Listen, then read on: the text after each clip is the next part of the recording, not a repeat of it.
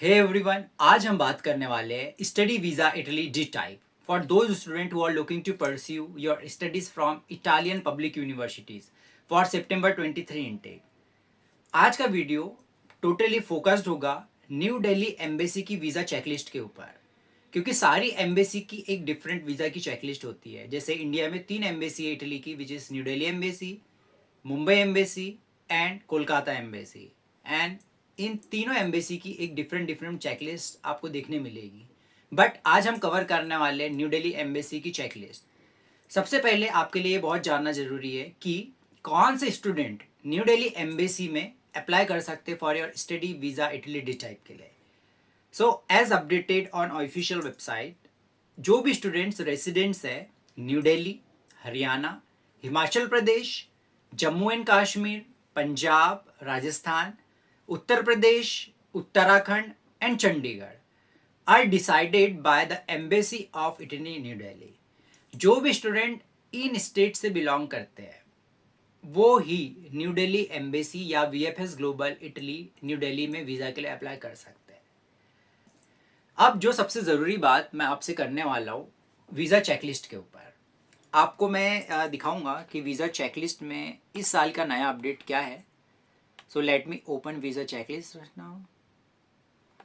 सो जो फर्स्ट है which is your visa application form, but of course आपका visa application form proper आपका fill होना चाहिए। और मैंने वीज़ा एप्लीकेशन फॉर्म कैसे फिल करना है इसके पहले अपनी प्रीवियस वीडियोस भी बनाई हैं, आप गो थ्रू कर सकते हैं वीडियोस में, क्योंकि वीज़ा एप्लीकेशन फॉर्म को भी बहुत ही एक्यूरेटली फिल करना होता है। यदि आपने कुछ मिस इन्फॉर्मेशन दे दिया या कुछ मिस्टेक कर दिया यूनिवर्सिटी फिलिंग में, या फिर आप कितने डे स्टे करने वाले हैं, सो उसकी वजह से भी वीज़ा रिजेक्ट हो जाता है। कि आपके डॉक्यूमेंट में कुछ और लिखा हुआ है, आपने वीज़ा एप्लीकेशन फॉर्म में कुछ और लिख दिया, मीन्स मिसमैच हो जाती है इन्फॉर्मेशन। सो आपको वीज़ा एप्लीकेशन फॉर्म बहुत ही केयरफुली फिल करना होगा। In case of minors to be signed by both parents, यदि कोई माइनर है ओके बिलो 18 ओके, सो आपको वीज़ा एप्लीकेशन फॉर्म में आपके पेरेंट्स की सिग्नेचर भी लगेगी, साथ में स्टूडेंट की भी सिग्नेचर लगी, आपको इस बात का ध्यान देना है। Second is one recent passport size photograph with white background. बहुत ही कॉमन ये रिक्वायरमेंट्स है, तो आपकी जो पासपोर्ट साइज फोटो होना चाहिए। इसके भी दो ऑप्शन रहते हैं, या तो डायरेक्टली आप वीएफएस में जब जाएंगे अपॉइंटमेंट के लिए उस टाइम भी आपको फोटो क्लिक करवा सकते हैं, या आप पहले से प्रिपेयर होके जाए, अपनी फोटोग्राफ्स पहले से आप लेकर जाए तो आपके लिए ज़्यादा कन्वीनियंट होगा। थर्ड इज पासपोर्ट आपके पास होना चाहिए जो कि like have been issued with in the previous 10 years, right. उसके अलावा the validity must not exit 10 years, at least have a validity of 3 months after visa duration, have at least 2 blank pages. So ये जो requirement है visa checklist में clearly mention है। हम important points में focus करने वाले हैं, ये जनरल इन्फॉर्मेशन है। उसके अलावा जो है fourth one which is one set photocopy of applicant's passport and copy of previous Schengen visa. So आपको पासपोर्ट की फोटोकॉपी भी साथ में लेकर जाना है, आप एक दो फोटोकॉपीज लेकर जा सकते हैं। उसके अलावा personal cover letter, personal cover letter आपका वेल रिटर्न होना चाहिए। पर्सनल कवर लेटर आपका 1 पेज का ही होना चाहिए, 1 पेज से ज़्यादा आप एक्सीड मत करिए। मैंने उसके रीजंस भी बताया है क्यों एक्सीड नहीं करना है। 1 पेज में ही आपका सारा मोटिवेशन क्लियर होना चाहिए, why do you want to study in Italy, why this course, why this particular university. आपको फाइनेंशियल जस्टिफिकेशन अपने देने होते हैं, ट्रेवल आइटनरी उसमें शो करनी होती है, अपना फ्यूचर एम और प्लानिंग बताना होता है कि ग्रेजुएशन के बाद आप क्या करोगे। सो उसके ऊपर भी मैंने एक अपनी सेपरेट वीडियो बनाई हुई है कि how to write your strong cover letter. So आप गो थ्रू कर सकते हैं। हमको वीज़ा चेकलिस्ट में फोकस करना है कि रिक्वायरमेंट्स में ऐसी क्या अपडेट्स है जो कि आपको ज़्यादा ध्यान रखना है, क्योंकि जो अभी तक मैंने जो इन्फॉर्मेशन बताई this is very general information जो कि हर स्टूडेंट्स फॉलो करता है। बट चेंजेस क्या है प्रीवियस ईयर से वीज़ा चेकलिस्ट में, उसके बारे में हम डिस्कस करेंगे। अब जो पॉइंट है जिसमें 6, 7 एंड 8 आर मैंडेटरी डॉक्यूमेंट्स, ये क्लियरली मेंशन है वहां पे बोल्ड लेटर्स में 6, 7 और 8 points.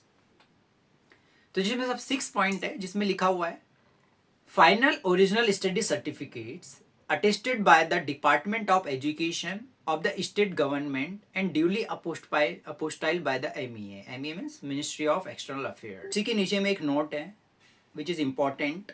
Provisional certificates are not accepted and attestation by sub-divisional magistrate SDM is not accepted. It means काफ़ी सारे स्टूडेंट को अभी प्रोविजनल डिग्री मिली होगी यूनिवर्सिटी से, ओरिजिनल डिग्री अभी तक नहीं रिसीव हुआ है। सो इसमें क्लियरली मेंशन है कि प्रोविजनल सर्टिफिकेट्स एक्सेप्ट नहीं होगा यदि आप वीज़ा के लिए अप्लाई करना चाहते हैं, जस्ट बिकॉज ओरिजिनल डॉक्यूमेंट्स की ज़रूरत आपको पड़ती है डीओवी के लिए अप्लाई करने के लिए, okay, which is declaration of value, right. So उस वजह से इन डॉक्यूमेंट्स की आपको रिक्वायरमेंट होती है, बट इन्होंने क्लियरली मेंशन किया न्यू दिल्ली एम्बेसी की चेकलिस्ट में कि प्रोविजनल सर्टिफिकेट एक्सेप्ट नहीं होंगे।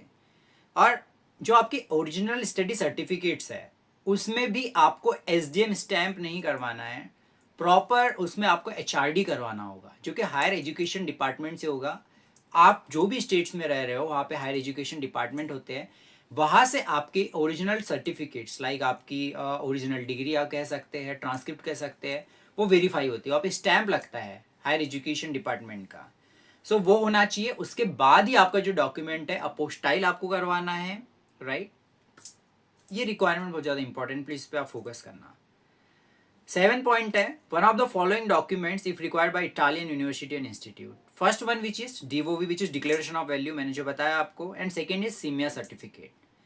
सो कुछ यूनिवर्सिटीज ऐसी भी होती है जिसमें ना ही डीओवी की रिक्वायरमेंट होती है ना ही सीमिया की रिक्वायरमेंट होती है। ज़्यादातर ये यूनिवर्सिटी वो होती है जो प्राइवेट यूनिवर्सिटीज़ होती है, बट 99% यूनिवर्सिटी, पब्लिक यूनिवर्सिटीज़ की मैं बात करूँ तो उसमें डीओवी की रिक्वायरमेंट होती ही है, राइट। बट यहाँ पे दो केस बनते हैं। अभी जैसे मैं देखता आ रहा हूँ, काफ़ी सारे स्टूडेंट्स से मैं बात कर रहा हूँ, तो मुझे ये लगता है उनके भी मैंने काफ़ी ओपिनियन सुना, तो बहुत सारी जो यूनिवर्सिटी अब डिक्लेरेशन ऑफ वैल्यू भी एक्सेप्ट नहीं कर रही है। यदि आपने डीओवी बना लिया उसके बावजूद भी आपको यूनिवर्सिटी बोलती है कि आपको सीमिया सर्टिफिकेट बनाना है, which is CIMEA, which is not CIMEA, it is pronounce as, all right. So ये जो डॉक्यूमेंट है सारी यूनिवर्सिटी एक्सेप्ट नहीं कर रही है डीओवी। यदि जो यूनिवर्सिटी एक्सेप्ट कर ले रही है बहुत अच्छी बात है, आपको चीमिया सर्टिफिकेट नहीं बनाना होगा। इन केस यदि यूनिवर्सिटी का अलग से आपको मेल आ रहा है वी डोंट एक्सेप्ट डीओवी, हमको आप चीमिया सर्टिफिकेट ही प्रोवाइड करो, so you have to apply for CIMEA certificate. CIMEA certificate कैसे अप्लाई करना है उसका लिंक मैं डिस्क्रिप्शन में डाल दिया है, आप चेक कर लीजिएगा प्लीज़। उसके अलावा जो 8 पॉइंट है which is receipt of full payment of enrolment fees.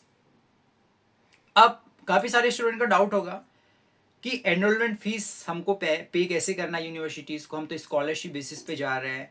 ये एनरोलमेंट फीस जो होती है वो मैंडेटरी होती है सारी यूनिवर्सिटीज़ के लिए, चाहे स्कॉलरशिप मिल रही है आपको नहीं मिल रही है।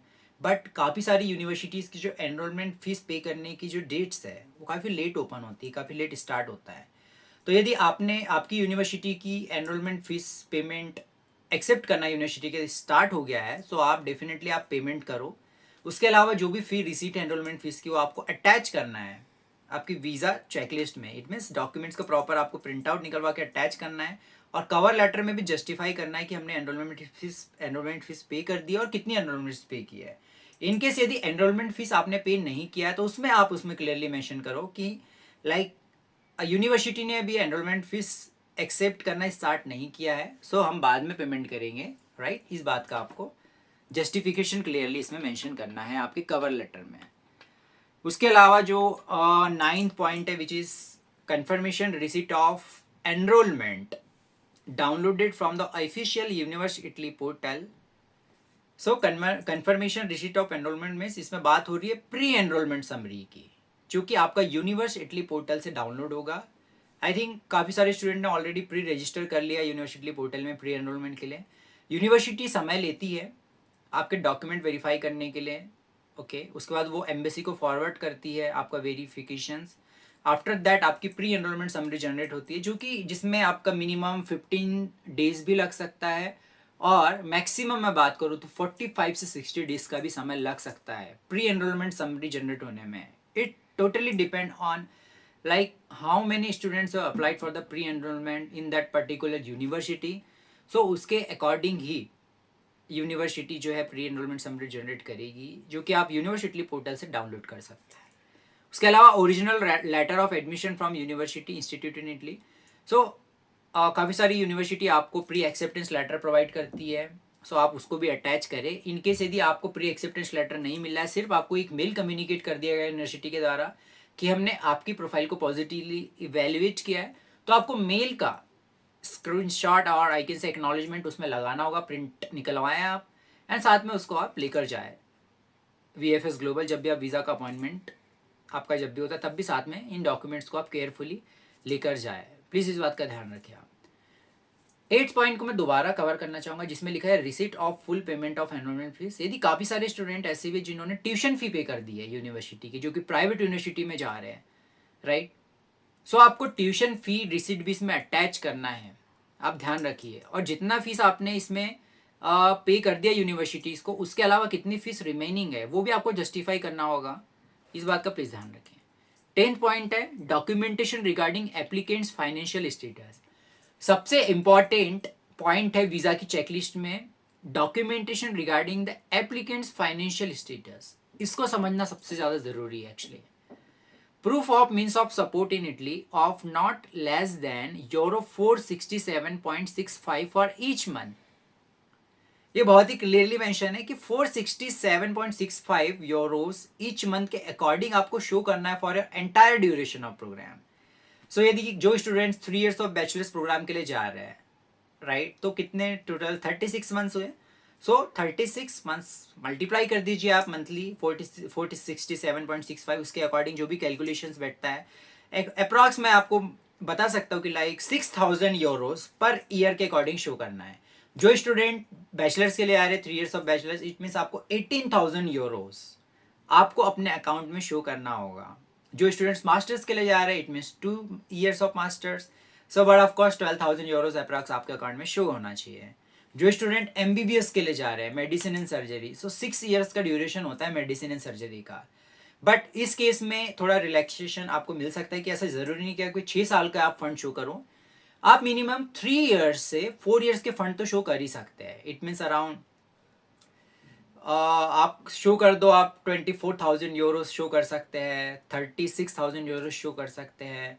It totally up to you, जितना ज़्यादा आपके पास फंड है इतना शो करना, बट एटलीस्ट आप रिक्वायरमेंट्स को मैट करें, ओके। उसके अलावा बात करते हैं documents proving applicant source of income. अब सबसे इंपॉर्टेंट कि आपने फंड तो शो कर दिया, बट सोर्स ऑफ इनकम का हमको प्रूफ देना होता है कि ये फंड आ कहाँ से रहा है। सो उसका इन्होंने यहाँ पे मेंशन किया हुआ, if financially supported by sponsor the applicant is required to provide sponsorship letter. आपका स्पॉन्सरशिप लेटर होना चाहिए यदि आपके पेरेंट्स आपको स्पॉन्सर कर रहे हैं। यदि आप सेल्फ स्पॉन्सर बन रहे हो तो आपको सेल्फ स्पॉन्सर लेटर भी बनाना होगा। एंड स्पॉन्सर्स ID प्रूफ, चाहे आपका नेशनल ID हो, पासपोर्ट हो, आपको अटैच करना है। Evident of sponsor employment business activity, alright, यदि आपके पेरेंट्स बिजनेस करते हैं या एम्प्लॉयमेंट यदि बिजनेस करते हैं तो प्रॉपर आपका बिजनेस लाइसेंस सर्टिफिकेट उसमें लगेगा। उसके अलावा आपका जो भी आप एक सपोर्टिंग डॉक्यूमेंट्स उसमें बता सकते हैं, जैसे ITR हो गए लास्ट 3 इयर्स के। उसके अलावा यदि सैलरीड एम्प्लॉय है तो आपका job offer letter, employment certificate, salary slips, ये सब आपके डॉक्यूमेंट्स में लगेंगे। उसके अलावा लास्ट 3 इयर्स का ITR कंपलसरी है, चाहे कोई भी स्पॉन्सर बन रहा हो। उसके अलावा bank account statements of last 6 months duly stamped and signed by the bank manager.